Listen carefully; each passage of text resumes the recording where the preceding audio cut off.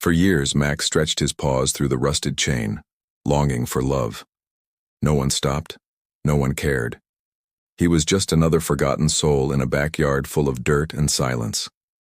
Until one day, everything changed. A woman walking by saw something no one else had noticed.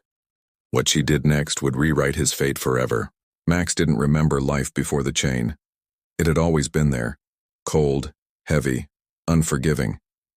It wrapped around his neck like an iron collar, biting into his skin when he moved too far. At first, he had fought against it. He had scratched, twisted, chewed, desperate to break free. But the chain was stronger than he was, and over time, he had learned there was no escape. The backyard was small and lifeless. The dirt was packed hard beneath his paws, the grass long since trampled into dust. A broken wooden fence surrounded him, cutting him off from the world beyond.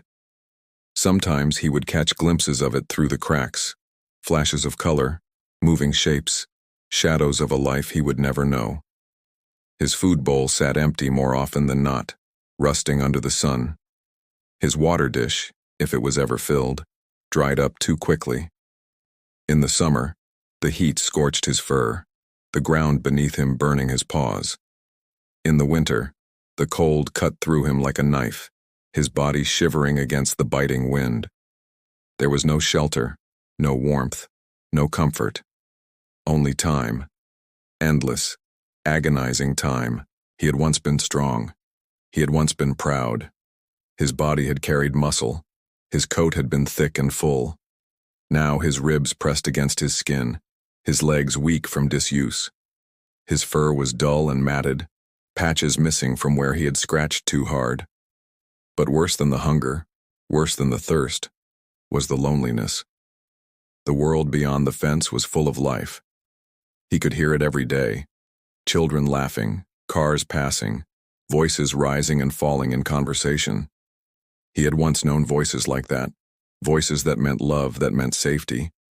But those voices never spoke to him. Sometimes, when the silence became too much to bear, he would lift his head and howl, not out of anger, not as a warning, but as a plea. A cry for someone to notice him, a cry for someone to remember he existed. But no one ever answered. His owner, if he could even be called that, rarely came outside. Sometimes food would be tossed onto the ground, dry and tasteless. Other times, days would pass without anything at all. His stomach twisted in pain, his throat burned with thirst. And yet, even after everything, even after all the suffering, something inside him refused to die. He didn't know why. He only knew that every day, he still crawled toward the fence, still hoped, still waited. Then one afternoon he heard footsteps. They were different, softer, slower. He had learned not to care when people walked by. He had learned that no one ever stopped. But this time, the footsteps paused. A pair of shoes, and then a voice. Oh my God. It was a woman. His ears flicked forward. He barely had the strength to lift his head, but he did. The shoes didn't move. She was still there. For the first time in years, someone saw him. Lila stood frozen, staring through the gap in the fence. She hadn't expected to find this. She had been walking down the street, lost in her own thoughts, when something had caught her eye. A shadow, a movement, a glimpse of something stretching out from beneath the fence. Then she had seen them, the paws. Large, bony, covered in dirt, with patches of fur missing. They pressed against the ground, as if reaching for something, for someone. And then she had crouched down. That was when she saw his face.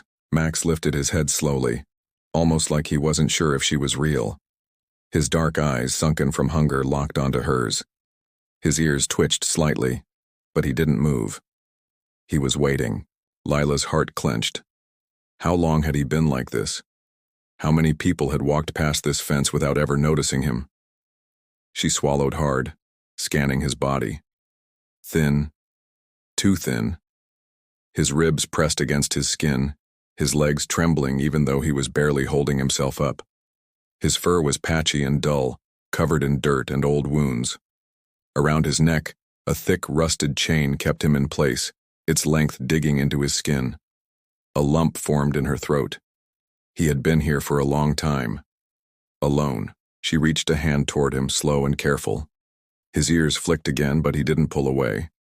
Instead, he stretched his nose forward, sniffing gently. His movements were hesitant, cautious, as if he was still trying to decide if she was a dream. And then, after a long pause, he licked her fingertips. He licked. It was barely a touch, soft, weak, but it was enough to break her heart. A dog like this, who had clearly been ignored, neglected, left to rot, should have been afraid of humans. He should have flinched away. But he didn't. Even after everything, he still wanted love. Tears burned the corners of her eyes. She swallowed hard, standing up quickly. She needed to do something. Her hands clenched into fists as she scanned the yard, looking for any sign of life. A house sat just a few steps away, old and run down, its windows covered with dust and grime. The fence was broken in places, the yard littered with rusted tools and trash, and Max, forgotten, left outside like nothing more than an afterthought. Her jaw tightened. Numbers she wouldn't ignore him, not like everyone else had. She pulled out her phone, her fingers shaking as she scrolled through her contacts. There had to be someone, a shelter, an animal rescue, anyone who could help. Her heart pounded in her chest. She knew that if she walked away now, he might not make it. She had to act now. Lila's fingers trembled as she held her phone, scrolling through her contacts. There had to be someone, a shelter, an animal rescue, anyone who could help. But with every second that passed, her stomach tightened. What if they didn't answer? What if no one came? She looked back at Max. He was still watching her. His ears twitched at the faint sound of her voice, but his body remained still, as if he had learned long ago that hoping was useless. A lump formed in her throat. She tried calling the nearest animal shelter first. No answer. She tried again. Nothing. Her heart pounded as she tried another number, and another. No one was picking up. Her fingers clenched around the phone. She had two choices: walk away and hope someone else helped, or step in herself. She glanced at Max again. He was still watching, still waiting. She couldn't leave. Without thinking, she slipped her phone back into her pocket and reached for the latch on the gate. It was locked. Of course it was. Her eyes scanned the fence, searching for another way in. It wasn't tall, but it was sturdy enough that climbing over wasn't an option. She walked along the edge of the property, looking for a weak spot, an opening, anything. And then she saw it.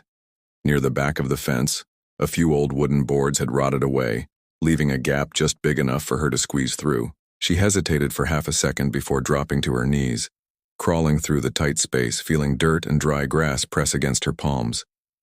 When she stood up on the other side, she finally saw him fully. Not just through a gap in the fence, not just as a pair of reaching paws, but as he was, skin and bones. Ribs sharp under his thin fur, legs trembling just to keep him upright. She took a slow step forward. Max didn't move. His eyes locked onto hers, but he stayed where he was, the heavy chain around his neck holding him back. She let out a shaky breath. "Hey, buddy," she whispered. His ears twitched. She crouched down, keeping her movement slow, careful. Her fingers itched to reach out and touch him, but she knew she couldn't rush this. "You've been here a long time, haven't you?" Max blinked slowly, and then, hesitantly, he took half a step forward. Her heart clenched. It was barely a movement, just an inch, but it was enough. It meant he hadn't given up completely. She extended her hand again, palm open. Max sniffed the air but didn't come closer. She let him take his time. Her eyes flickered to the chain around his neck. It was thick, rusted, and far too tight. Her stomach twisted. He had probably been wearing it for years. Her hands curled into fists. How could someone do this? How could someone leave him like this, suffering in silence day after day? Her jaw tightened. This wasn't just neglect. This was cruelty. She swallowed hard and glanced toward the house. There were no lights on inside, no movement. Was anyone even home? Her pulse quickened. She wasn't sure what scared her more, that someone was inside and simply didn't care, or that he had been abandoned completely. Either way, he wasn't staying here. She looked back at him, meeting his tired eyes. "I'm getting you out of here," she whispered. For the first time, Max's tail moved just a little, a flicker of hope. She pulled out her phone again. This time she wasn't calling for help, she was calling the police. Lila's fingers tightened around her phone as she listened to the ringing on the other end. Each second felt agonizingly long. What if no one answered? What if help never came? Then, a voice. 911, what's your emergency? She inhaled sharply, her chest tightening. Hi, I need to report a case of animal neglect. A dog. He's in terrible shape. He's chained up, he's starving, and I don't think anyone has taken care of him in years. The dispatcher's tone remained calm and professional. Can you provide the address? Lila turned, scanning the peeling numbers on the house. She read them aloud, her voice growing more urgent. How long has the dog been there? I don't know, she admitted, glancing at Max, who remained still, his tired eyes locked onto hers. But judging by how he looks, a long time. A pause. Then, I'll send an officer to check it out. Her heart pounded. How long will that take? It depends on availability, but we'll try to get someone there as soon as possible. Lila ended the call and exhaled sharply. Max hadn't moved. His body swayed slightly, exhaustion making every second harder for him. She knelt down again, her voice soft. They're coming. You just have to hold on a little longer. His ears flicked, but he still didn't step forward. A painful thought crossed her mind. Did he even know what freedom felt like? She stood up, scanning the yard for anything useful. She couldn't just wait. She needed to do something. The chain around his neck was thick, rusted, and far too tight. Her stomach twisted at the thought of how long he had been bound by it. She tried to loosen it, but the metal wouldn't budge. She needed something to break it. Her gaze landed on a pile of discarded tools near the back porch. Bolt cutters. Her breath caught. She wasn't sure if she was allowed to do this. If the police arrived and saw her tampering with the chain, would she get in trouble? But then she looked at Max again, at his shaking legs, at the open wounds on his neck, at the silent plea in his eyes. She had no choice. She ran toward the tools, grabbed the bolt cutters, and hurried back to him. I'm getting you out of this, she whispered, positioning the blades around the thickest part of the chain. She took a deep breath and squeezed. The metal snapped. For the first time in years, Max was free. He didn't move at first. He just stood there, his body stiff, his muscles frozen. His eyes blinked, his ears flicked. Then, in a moment so sudden that it made Lila gasp, he collapsed. Her heart stopped. No, no, no, she whispered, rushing forward. He wasn't unconscious, but his body had gone limp, his breathing shallow. She realized then, he didn't know what to do. He had been in chains for so long, his body didn't know how to react without them. Tears blurred her vision. She reached for him, her hands running gently over his fur. You're okay, she whispered. You're free. The distant sound of sirens told her that help was finally coming. She just hoped it wasn't too late. The sirens grew louder, echoing through the empty street.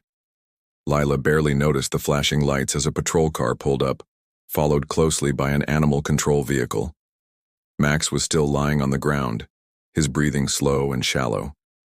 She stayed beside him, one hand resting gently on his back, hoping he could feel even the smallest bit of warmth. The car door slammed and 2 officers stepped out, followed by an animal control worker holding a medical bag. Lila stood up quickly, her heart racing. He's been like this for years, she stammered. He's starving, his chain was too tight, and I think... She swallowed hard. I think he just gave up. The officer closest to her gave a slow nod. His gaze shifted to Max, taking in the sharp outline of his ribs, the raw skin beneath where the chain had rubbed his fur away.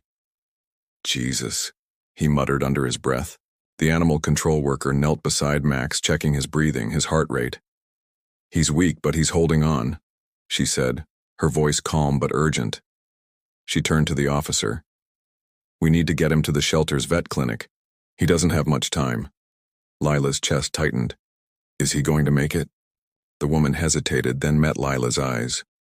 "He's a fighter. He wouldn't have lasted this long if he wasn't." The words gave Lila a small, flickering hope. She stepped back, watching as they carefully lifted Max onto a stretcher. His body barely moved, but for the first time, he wasn't bound by chains. As they loaded him into the animal control van, Lila felt a strange ache in her chest. She had only known Max for a few hours, yet somehow it felt like she had always been meant to find him. "Do you want to follow us to the shelter?" the worker asked, her voice pulling Lila from her thoughts. "Yes," she said immediately. She didn't even have to think about it. The vet's office smelled of antiseptic and fresh linen, the fluorescent lights too bright against the late-night darkness. Lila sat in the waiting room, her hands gripping the edges of her jacket as she watched the door to the exam room. The minutes dragged on. Finally, the door opened and the veterinarian stepped out, pulling off his gloves. Lila jumped to her feet. "How is he?" "He's stable," the vet said. "We got him on fluids, cleaned his wounds, and started him on antibiotics. He's severely malnourished, but the good news is we got to him in time." Lila exhaled shakily, a wave of relief washing over her. The vet studied her for a moment before tilting his head. "You care about him a lot, don't you?" Lila hesitated. She wasn't sure how to explain it. I couldn't leave him there," she finally said. "No one else ever noticed him, but I did." The vet gave her a small smile. "Well, you saved his life." Lila swallowed the lump in her throat. "Can I see him?" He nodded. "He's resting now, but you can go in." The sight of Max lying on a soft blanket instead of cold dirt nearly broke her all over again. His body looked even smaller under the fluorescent lights, but his breathing was steadier. An IV was hooked to his front leg, and his ears twitched at the sound of her footsteps. She knelt beside him, reaching out to brush her fingers gently against his paw. "Hey, buddy," she whispered. "You did it." His eyes opened just a little, and then his tail moved, just a tiny flick. Barely anything, but enough. Enough to tell her that for the first time in a long time, he believed he was safe.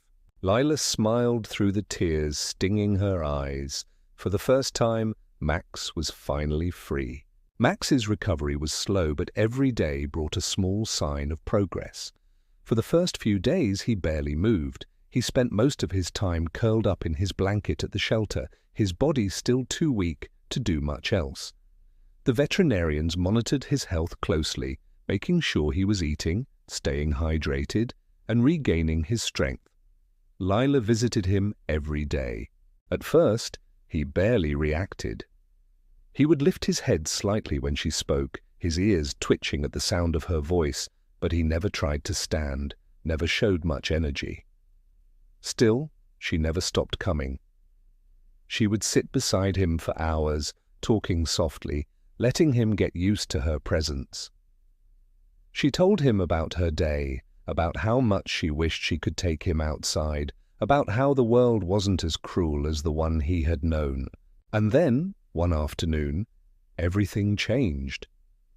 Lila had just walked into his room when she saw something different. Max was standing, his legs were shaky, his movements slow, but he was on his feet. Her heart swelled. "Look at you," she whispered, stepping closer. Max took one small step forward, then another. His eyes met hers, and for the first time, there was something in them that hadn't been there before. Trust. Lila swallowed back the lump in her throat. "You're doing so good, buddy." Max wagged his tail. It was weak, barely more than a twitch, but it was the first true sign that he was healing.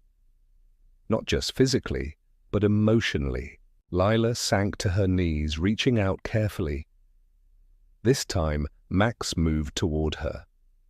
He pressed his head against her palm, his body warm beneath her touch. Tears burned behind her eyes as she stroked his fur, feeling the slow rise and fall of his breath. For so long, Max had been nothing more than a shadow in someone's backyard, a forgotten soul. But now he was alive. The shelter workers had started discussing Max's future. He was improving, but he still needed a home. Someone patient. Someone willing to help him adjust after everything he had been through. Lila knew what they were hinting at. They were asking if she would take him. She had spent every moment with him since his rescue. She had been the first person to see him, the first person to show him kindness. And now she had a choice to make. Was she ready? Could she give him the life he deserved? Lila sat in the shelter office, her mind racing as she filled out the adoption paperwork. She already knew the answer. Max belonged with her, and soon he would finally be home. The day had finally arrived. Lila stood in the shelter lobby, her heart pounding as she gripped the leash in her hands. She had signed the adoption papers that morning. There was no turning back now, not that she ever would. Max was hers.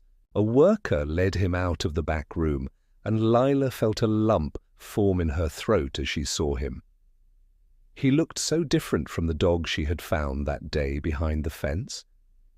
He was still thin, his ribs still faintly visible beneath his fur, but he was stronger now. His legs no longer shook with every step, and his coat had started to regain its shine. But the biggest change wasn't physical. It was in his eyes, that haunting emptiness, the deep sadness that had once consumed him, was fading. In its place was something new. Hope. Lila crouched down as Max walked toward her, his tail wagging. Not just a small flick like before, but a real, full wag. She let out a shaky laugh, blinking back tears. "Hey, buddy, you ready?"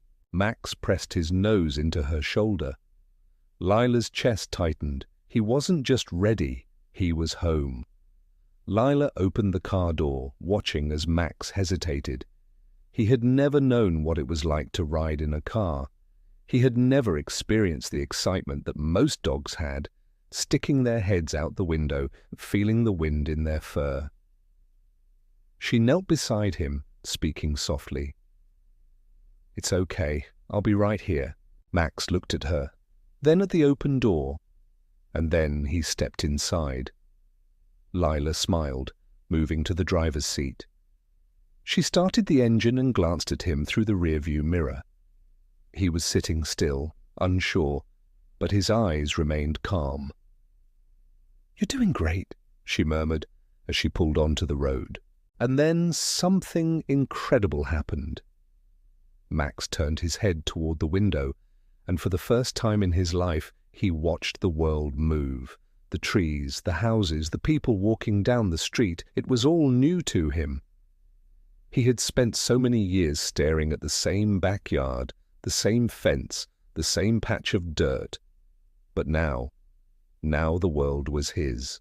Lila led Max inside, watching as he sniffed the air.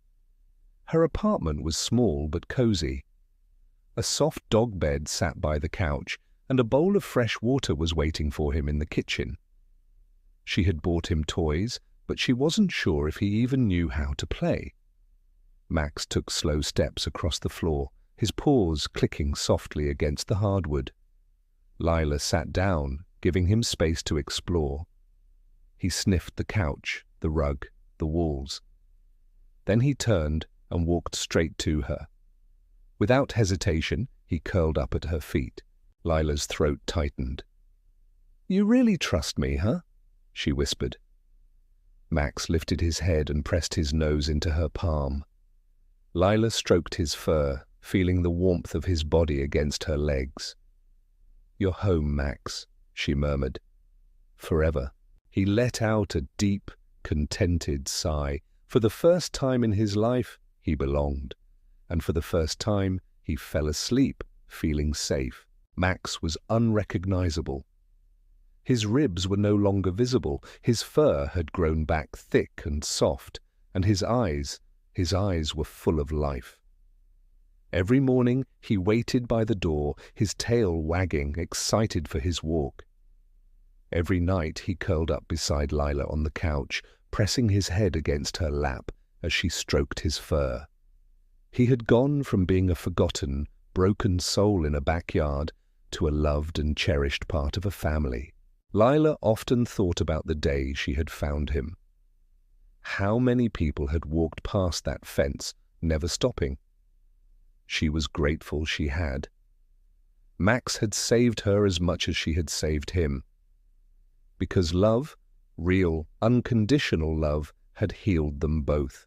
Max's journey from neglect to love is proof that second chances change lives, not just for dogs, but for the people who save them.